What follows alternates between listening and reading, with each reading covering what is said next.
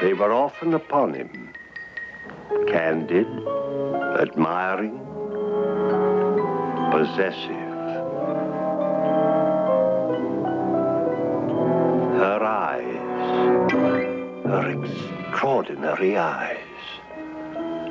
Alan Patterson was aware of her eyes. At the newsstand, at the lunch counter, in the elevator. He was aware of them for almost a month. And they were to lead him into guilt and terror and murder, as sure as my name is Boris Karloff. Our story is about the watcher and the watched, and a not-so-innocent bystander. There's an outsider, too, Alan's wife. 4 pairs of anxious eyes, but no one could foresee the shattering effect of the twisted image. That's the name of our story. Our principal players are Mr. Leslie Nielsen, Mr. George Grizzard, Miss Natalie Trundy, and Miss Diane Foster. Well, I'll say no more, but I promise you one thing. This is a thriller.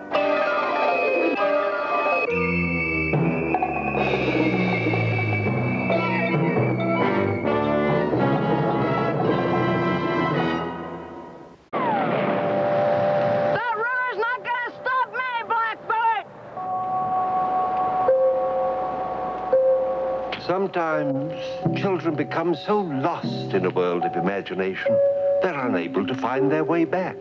And then there is only danger before them, as sure as my name is Boris Karloff. We're concerned now with a boy whose imagination brings him to a crisis involving not only himself, but also his family. A crisis that begins, but does not end as child's play. That's the name of our story. Our principal players are Mr. Frank Overton, Miss Bethel Leslie, and Master Tommy Nolan. Let me assure you, my friends, this is a thriller.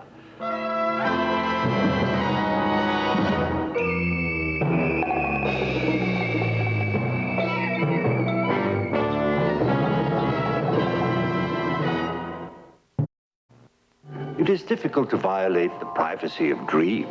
After all, there are no witnesses to our nighttime fantasies. But when a man's nightmares are an accurate reflection of the truth, and in trying to relieve his suffering, he commits that truth to paper, then he creates greater torments than those of his restless sleep, as sure as my name is Boris Karloff. We're concerned now with a woman who makes use of a nightmare to persecute the innocent as well as the guilty. A persecution that is much worse than murder. That's the name of our story.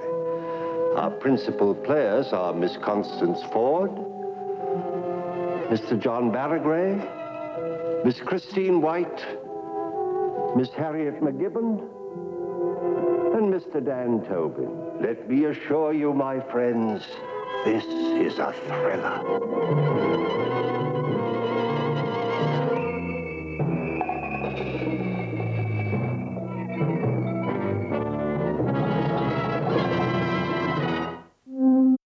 Mr. Big. 3 boys from the slum. One wanted to be a doctor, one wanted to be a lawyer, and the third, he just wanted to be Mr. Big. All 3 achieved their ambitions with surprising results. As sure as my name is Boris Karloff. They are the guilty men, and that's the name of our story. Our principal players are Mr. Everett Sloan, Mr. J.C. Flippen, and Mr. Frank Silvera.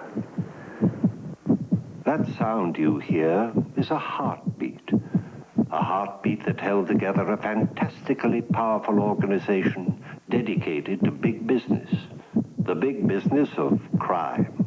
Let me assure you, my friends, this is a thriller.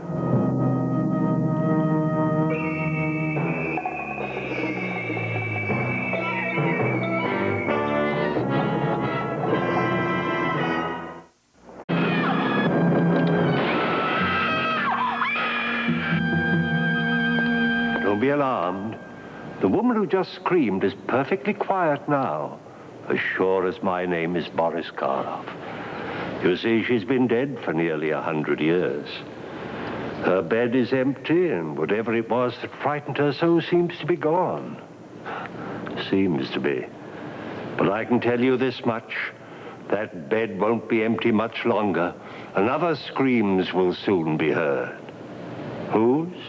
Perhaps yours, or those who will join us here.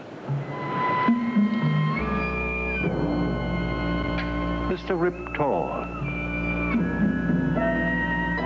Miss Patricia Barry, Mr. Richard Anderson, and, well, it seems the rest of our cast cannot be raised. They're dead, you know. But spend a night with us in the Purple Room, if you dare. Let me assure you, my friends, this is a thriller.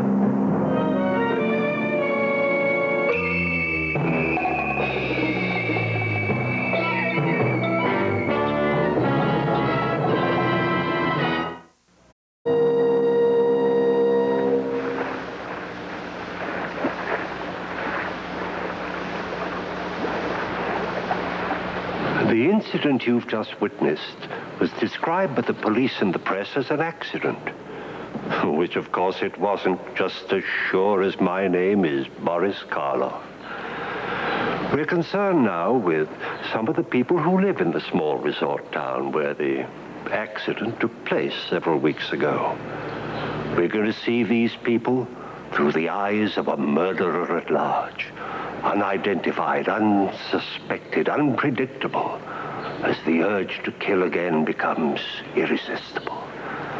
The name of our story is The Watcher, and our principal players are Mr. Martin Gable, Miss Olive Sturgis, Mr. Richard Chamberlain, Mr. Stuart Irwin, Miss Gloria Clarke, Miss Irene Hervey, and Mr. Alan Baxter. Take my word for it, this is a thriller.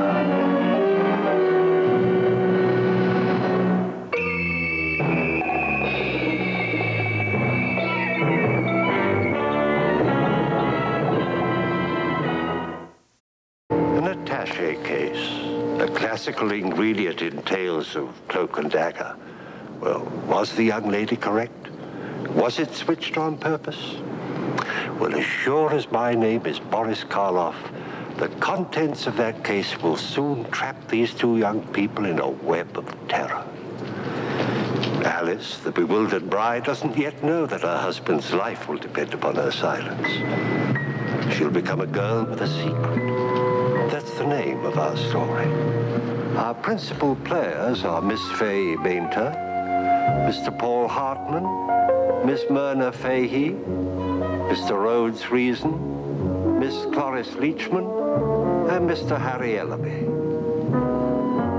We assure you, my friends, this is a thriller.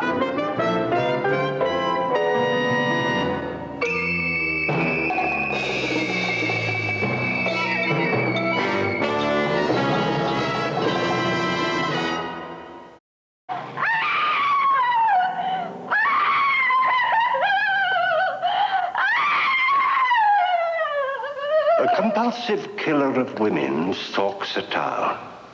This man has seen the killer. He doesn't know it yet, but as sure as my name is Boris Karloff, he will meet the killer again and will recognize him. You or I would turn him in, but this man uses the murderer for a most bizarre purpose. Knock 312. That's the name of our story. And our principal players are Mr. Joe Maross, Miss Beverly Garland, Mr. Charles Aidman, and Mr. Warren Oates. Knock 312. That friendly knock will cause a lovely woman to open a door. with terrifying consequences. Let me warn you, ladies, if you hear that knock at the next hour, do not open your door. Just sit there and enjoy the tingling suspense of this thriller.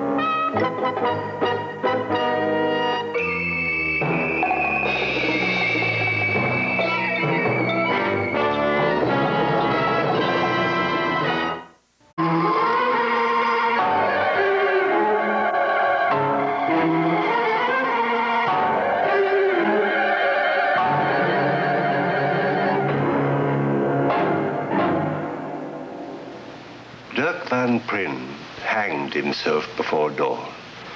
His story might have ended there if he'd had the courage to smash those spectacles. But like many another scientist, he couldn't bear to destroy his own creation. Too bad, because years later, others tried them on.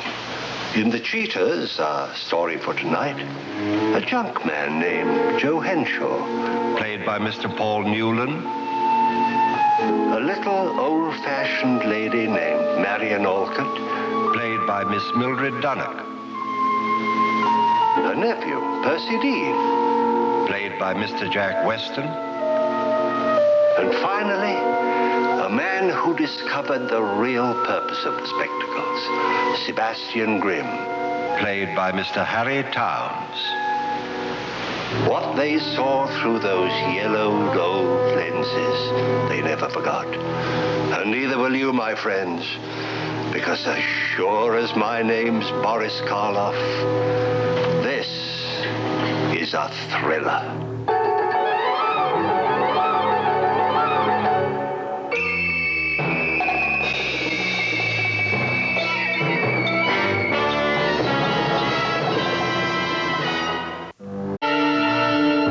Why would he kill himself?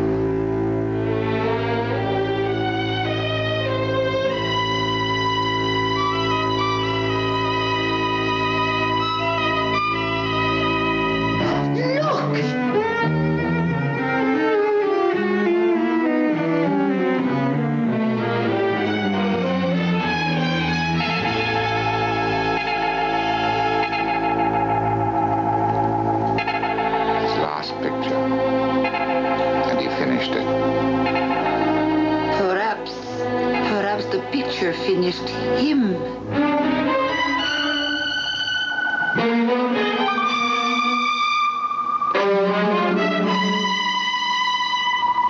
Yes, the painting did finish its morbid creator, but I can assure you that our story is not finished.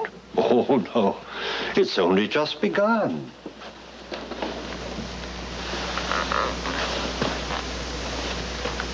Blood. Think of that. This painting is over 100 years old, and yet real blood still glistens on the scythe of the Grim Reaper, which by no mere coincidence is the title of our story for tonight. How strange indeed that the immortality sought by a mad artist should assume the form of death. But even stranger are the fearful consequences to these others whenever the Grim Reaper's scythe drips blood. Our principal players are William Shatner, Natalie Schaefer, Elizabeth Allen, Scott Merrill, Fifi Dorsey, and Henry Daniel. You've seen the harbinger of evil. Someone is in mortal danger as sure as my name is Boris Karloff. Stay where you are.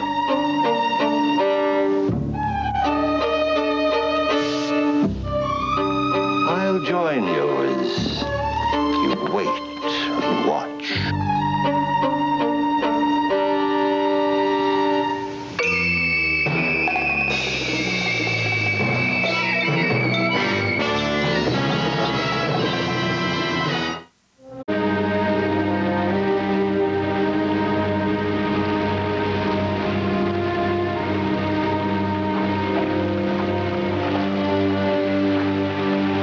Lafourcade is bearing her grief quite bravely. Her grief. His funeral today instead of their wedding tomorrow. Fate is seldom so untimely cruel, Dr. Thorne. True, but I don't understand it. When I left town a week ago, he was enjoying the excellent health that has blessed him for half a century. And now, without a warning, without a symptom, all my instincts tell me that Edward Stapleton did not die of natural causes. Dr. Thorne, I examined and certified him myself. Oh, my dear doctor, I'm quite sure that in my absence you used every precaution. However, I'm going to do a post-mortem. But, sir, his cousins object to post-mortem. Without their sanction, you'd have to break into the tomb. They have no interest in Edward, only his fortune. He was my friend. I failed to return in time to forestall his funeral, but I mean to retrieve his body if I have to hire grave robbers to do it. I mean to know why he died.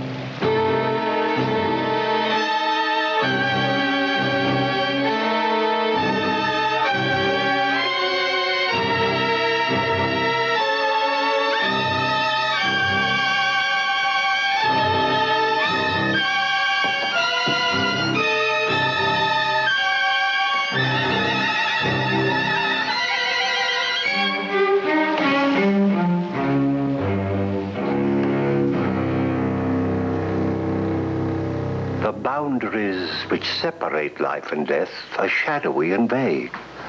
Who is to say where exactly the one ends and the other begins?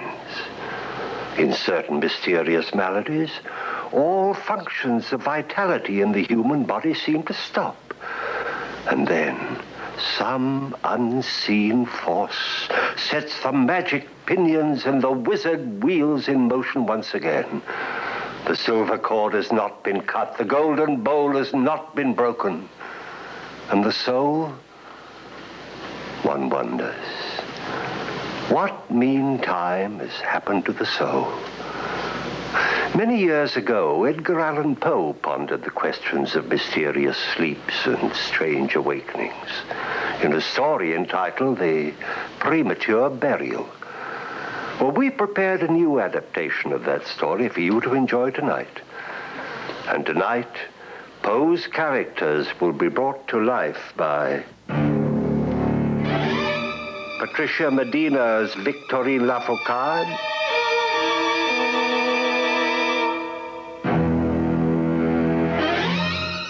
Sidney Blackmer as Edward Stapleton,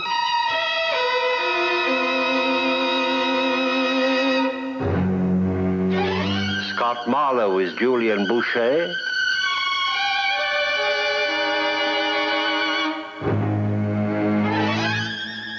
William Gordon as Dr. March,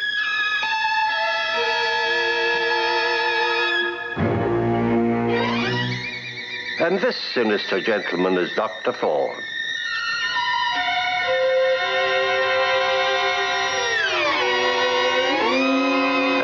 Sure as his name is Boris Karloff, this is a thriller.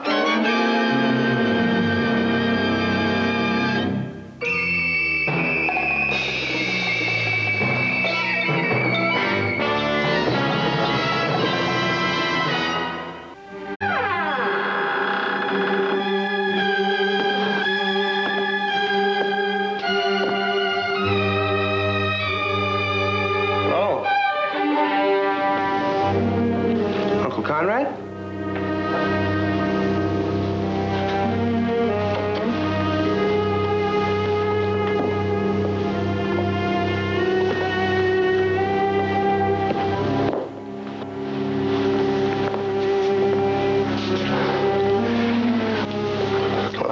don't recognize me, sir. It's Fred. Fred Bancroft? Your nephew. And this is my wife, Molly. Molly, this is my uncle. Hello. I hope you don't think we're snooping.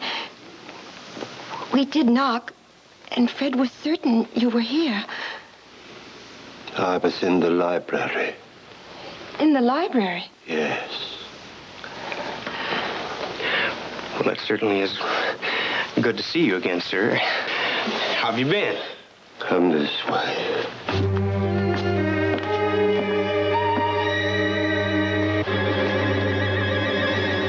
Fred, I looked in the library. He wasn't in there. It was empty. Don't be silly. Come on. Go on.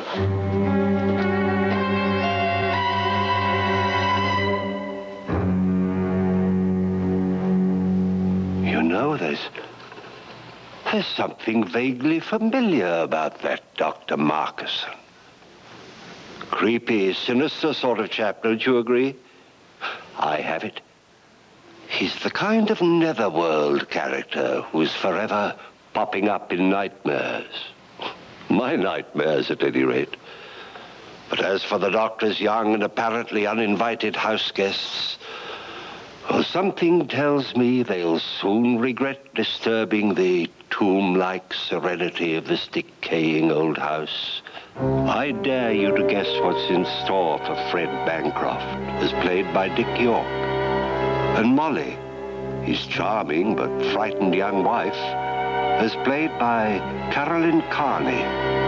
And how will Professor Angus Holden, as played by Henry Hunter, figure in the terror which awaits our unfortunate young couple?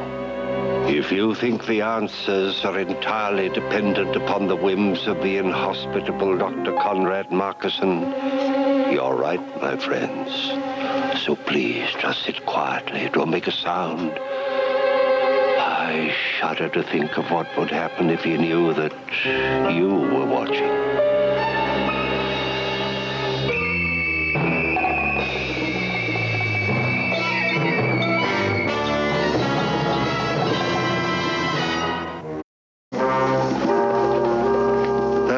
Gentleman Eddie Wilson insists that he killed a man because he himself was being killed with voodoo. Is there really such a thing? Can a voodoo Hungan really work black magic? Papa Benjamin does in this terrifying story by Cornell Woolridge. Our leading players are Mr. John Ireland as Eddie Wilson, Miss Jean Ball as Judy Wilson, Mr. Henry Scott as Stutz, and Mr. Robert Harris as Jerry. As sure as my name is Boris Karloff, you will witness fantastic events in this thriller. Events as dark as the jungle where the voodoo rites and voodoo drums were first seen and heard. It may even lead you to wonder what you yourself could accomplish with just an ordinary pin and a doll shaped like someone of whom you're not particularly fond. Well, I commend you to Papa Benjamin and an hour of thrills. I have things to do.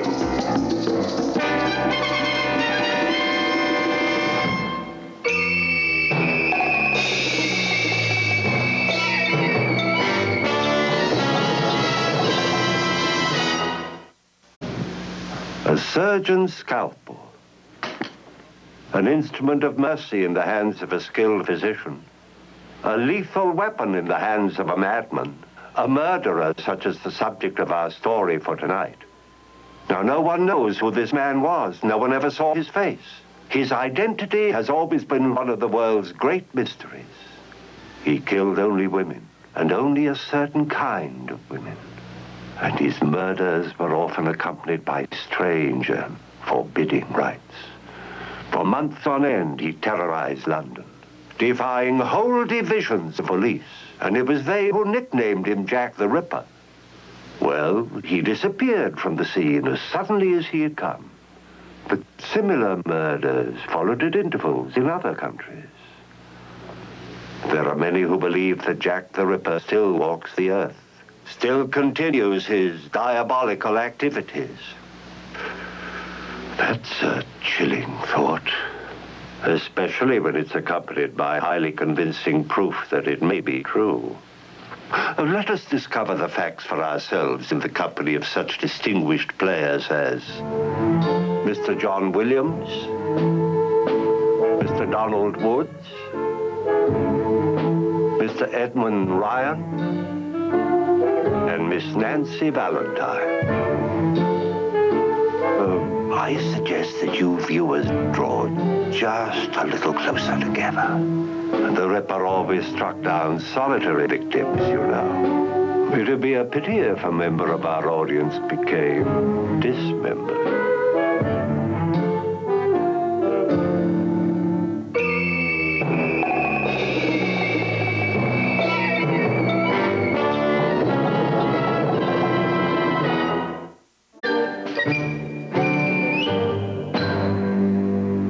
Crime and punishment.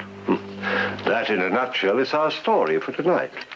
Except that instead of a neurotic student and his nemesis, our play is about a beautiful wife with an intemperate taste in men, and her discerning husband whose reservation will stop at nothing, not even murder. This good man, however, is not an ordinary killer. He has flair, imagination, a good imagination. That's the name of our play. Our players are Patricia Barry, Ed Nelson, and Edward Andrews as the injured bookworm. Join us now as we watch this bookworm turn to murder.